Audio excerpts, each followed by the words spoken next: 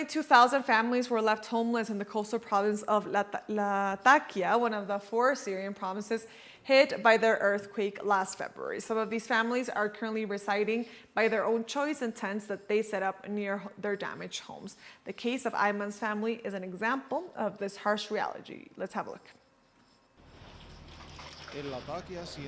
In Latakia, 105 buildings collapsed and another 900 were totally damaged by the earthquake, while nearly 17,000 homes, including that of the Ayman family, suffered cracks and fissures in the roofs and walls that threatened their collapse in the event of any new natural disaster. The evacuated families denounced that the rehabilitation of these damaged houses is hampered by the constraints resulting from the U.S. blockade.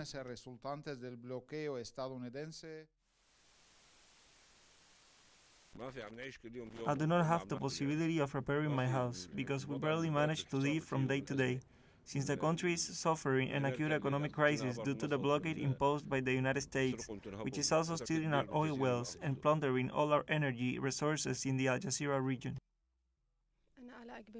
I am a member of this affected family that had to leave their home and stay in a tent in terrible human conditions, and unfortunately we cannot repair the house to inhabit it again due to the economic crisis resulting from the U.S. blockade. It is true that the Ayman family was saved from the earthquake and is now safe from a possible collapse of their home. But the tent where they now reside does not have the minimum living conditions.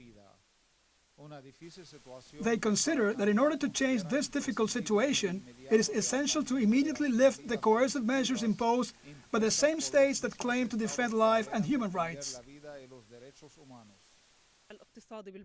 The economic situation of the country is very bad, and the blockade prevents us from obtaining the necessary resources to repair the house.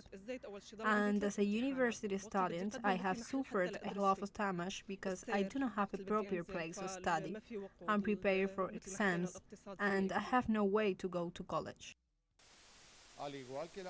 Like the Ayman family, 6 other families in the same neighborhood evacuated their damaged home and are living in nearby tents instead of staying in the temporary shelters set up by the authorities.